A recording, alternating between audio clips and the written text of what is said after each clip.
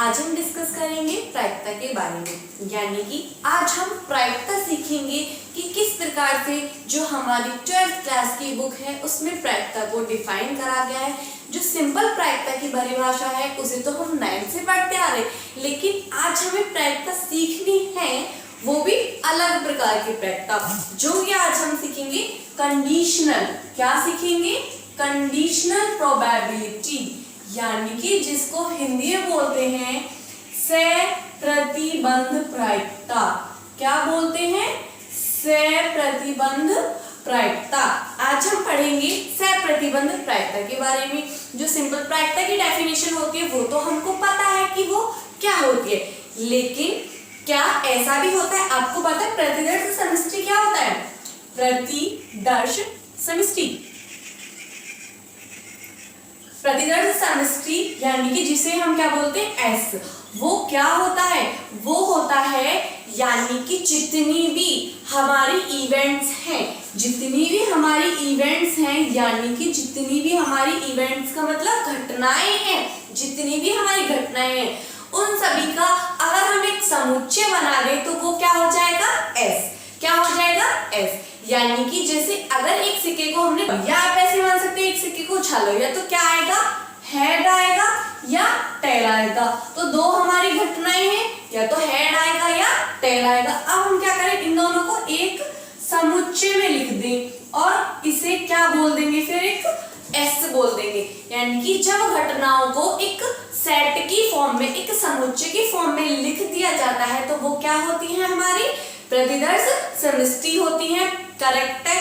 अब तक हमने पढ़ी थी सिंपल प्रायिकता, लेकिन आज हम देखेंगे कि क्या ऐसा पॉसिबल है कि एक घटना के घटित होने पे दूसरे की प्रायिकता बताई जाए। यानी कि जब एक घटना घटित हो चुकी हो तब दूसरे की प्रायिकता बताई जाए। मींस दैट जो दूसरी है वो फर्स्ट पे क्या करती हो? डिपेंड करती हो। क्या करती हो? डिपेंड करती हो। यानी कि ये किस पे डिपेंड करता हो? इस वाले पे, कि क्या ऐसा पॉसिबल है, तो वो हम देखेंगे एग्जांपल की मदद से। ये हमारी क्या है? एस है। अब ये एस किसकी है? हमने क्या करा? एक कॉइन लिया, यानी कि सिक्का लिया, उसको 3 बार उछाला, 3 बार उछाला तो जो उसके परिणाम होंगे वो हमारे पास ये सब होंगे। यानी कि हेड हेड हेड आ सकता है, हेड हेड टेल आ सकता है, टेल हेड हेड आ सकता है, हेड टेल हेड आ सकता है, और ऐसे कितने परिणाम होंगे आपके? 8 परिणाम होंगे। ठीक है, तो हमने एक कॉइन लिया, उसको उछाला और उसकी जितनी भी सारी इवेंट्स थी सबको एक सेट की फॉर्म में लिख दिया और क्या बना दिया? एस बना दिया। क्या बना दिया? एस बना दिया। ठीक है, अब मैंने एक घटना ली ई घटना क्या थी? ई घटना थी कि न्यूनतम 2 चित आना, न्यूनतम 2 चित आना, 2 चित आना, तो न्यूनतम 2 चित आना, ये घटना ई हो गई। और एक मैंने ऐसा घटना ली कि पहले वाले पर, यानी जो पहला सिक्का है उस पर पट प्रदर्शित होना, पहले सिक्के पर यानी कि पहले कॉइन पर क्या आना? पट आना। ठीक है, क्या आना? पट आना। ठीक है, यानी कि क्या आना? पट का मतलब होता है टेल। क्या आना? टेल आना। ठीक है, पट का मतलब क्या होता है? टेल आना। ठीक है, अब जो ई था और जो एफ था दोनों इसी से कंटेंट करते हैं, ईवी और एफवी। हमने ई घटना ली कि न्यूनतम 2 चित आना, एफ ली पहले कॉइन पर पट आना, तो दोनों की प्रायिकता अलग अलग होंगी। अगर हम देखेंगे तो दोनों की प्रायिकता क्या आएगी? अलग अलग आएगी। दोनों की प्रायिकता अलग अलग आएगी, साथ ही दोनों एक दूसरे से रिलेट करती है? नहीं करती। अभी तक तो ये रिलेट नहीं करती, दोनों को हम अलग अलग निकाल सकते हैं। लेकिन अगर मैं ऐसा बोल दूं, क्या बोल दूं कि यदि पहले सिक्के पर पट प्राप्त होता है तब क्या बताना है? न्यूनतम 2 चित आने की प्रायिकता। यानी कि जब पहले एफ क्या होता है? पहले एफ घटित होती है तब ई की प्रायिकता हमें बतानी है। यानी कि जब पहले सिक्के पर पट प्राप्त होता है तब न्यूनतम 2 चित आने की प्रायिकता क्या होगी? तो यहाँ पे क्या हुआ? कंडीशनल प्रोबेबिलिटी हुई। क्या हुई? कंडीशनल प्रोबेबिलिटी, यानी कि सप्रतिबंध प्रायिकता। कैसे हुई? क्योंकि एफ के घटित होने पर ई की प्रायिकता, क्या करा हमने? ई की प्रायिकता निकालनी है, लेकिन कब निकालनी है? जब एफ घटित हो जाता है। तो इसे हम कैसे रिप्रेजेंट करते हैं? किसकी प्रायिकता निकालनी है? ई की प्रायिकता निकालनी है। कब निकालनी है? जब एफ घटित हो जाता है। ये क्या होता है? कंडीशनल प्रोबेबिलिटी, यानी कि सप्रतिबंध प्रायिकता का साइन होता है। ई की प्रायिकता निकालनी कब निकालनी? जब एफ घटित हो जाता है। ठीक है, आई होप कि आपको ये क्लियर हुआ होगा। ये हमने ई के परिणाम लिख ली, ये हमने एफ के परिणाम लिख ली। ई क्या था? न्यूनतम दो चित आना। तो न्यूनतम दो चित अधिकतम कितने भी हो सकते हैं, लेकिन न्यूनतम कितने होने चाहिए? दो होने चाहिए। न्यूनतम दो, न्यूनतम दो, न्यूनतम दो और न्यूनतम दो चित। पहला एफ क्या था? पहले कॉइन पर पट प्रकट होना। पहले कॉइन पर पट, पट और पट, यानी कि जितने कॉइन उन सब पे क्या प्रकट होना? पट प्रकट होना। और जबकि जो दूसरा तीसरा उनमें कुछ भी प्रकट हो सकता है, लेकिन हमें सिर्फ मतलब किससे है? फर्स्ट वाले से। ठीक है, ये हो गया। अब कंडीशन प्रोबेबिलिटी की बात आती है जब क्या होता है, एक इवेंट दूसरे इवेंट पे डिपेंड करती है। एक घटना दूसरी घटना पर डिपेंड करती है, यानी कि निर्भर करती है। ठीक है, अब बात आती है यहाँ पे मैंने क्या बोला था, कब बनेगी? मैंने बोला था जब एफ घटित हो चुकी हो। एफ क्या हो चुकी हो? घटित हो चुकी हो। घटित हो चुकी हो तब जो ई है उसकी प्रायिकता निकाल लें, यानी कि पहले कॉइन पर पट आ चुका हो, यानी कि एफ आ चुकी है हमारे पास में। अब क्या निकालना? न्यूनतम दो चित। तो न्यूनतम दो चित इसमें है, इसमें नहीं है, इसमें नहीं है, इसमें नहीं है, तो सिर्फ क्या हुआ? T H H.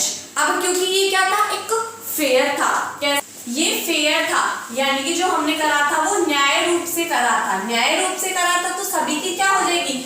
1/8 हो जाएगी। क्या हो जाएगी? 1/8 हो जाएगी। क्या हो जाएगी? प्रायिकता सभी की 1/8 हो जाएगी। अगर हम ई की खाली निकालें तो इसकी निकाल देंगे, प्लस इसकी, प्लस इसकी, प्लस इसकी, 1/8 प्लस 1/8, 1/8 प्लस 1/8। ठीक है, एफ की निकालेंगे, यानी प्रोबेबिलिटी ऑफ एफ निकालेंगे तो क्या करेंगे?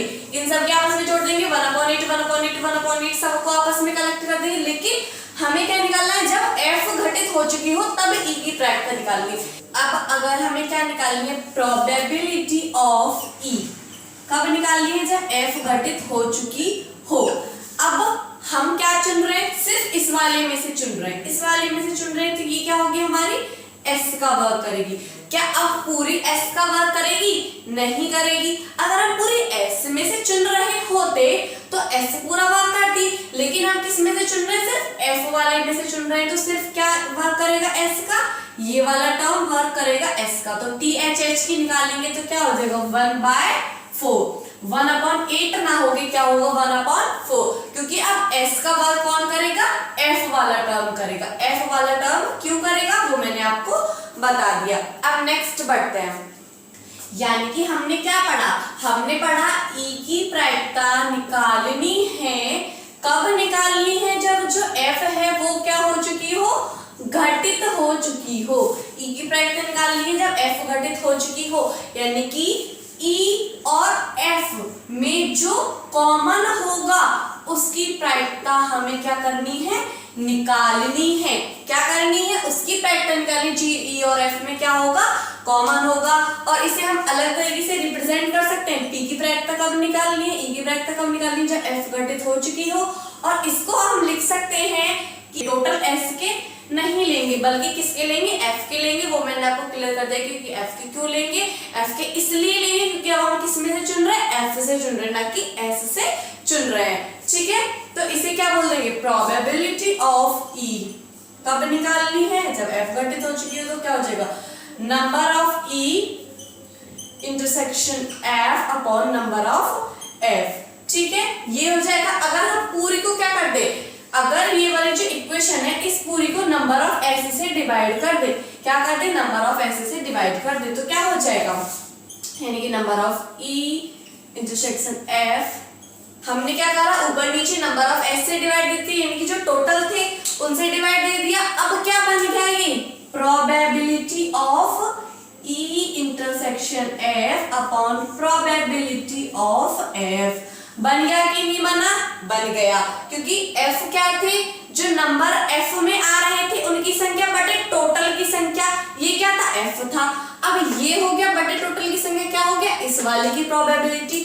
यानी कि हम बोल सकते हैं probability of E upon F क्या हो जाएगा? Probability of E intersection F upon probability of F. तो ये क्या हो जाएगा हमारा? यहाँ से हमें अपना एक फॉर्मूला देखने के लिए मिल जाएगा।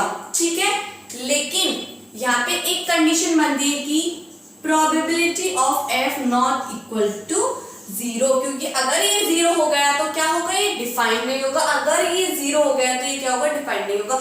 अब ये नॉट इक्वल टू जीरो कब तक हो सकता है, यानी कि प्रोबेबिलिटी, यानी कि जो नंबर ऑफ एफ है, यानी कि जो नंबर ऑफ एफ है वो क्या होने चाहिए, 5 नहीं होने चाहिए। क्या होने चाहिए, खाली नहीं होने चाहिए। अगर खाली होंगे तभी तो प्राइम जीरो आएगी। अगर प्राइम जीरो आ गई तो हम इसे डिफाइन नहीं कर पाएंगे। तो ये वाली कंडीशन को याद रखनी कि probability of F not equal to zero होनी चाहिए। ठीक है।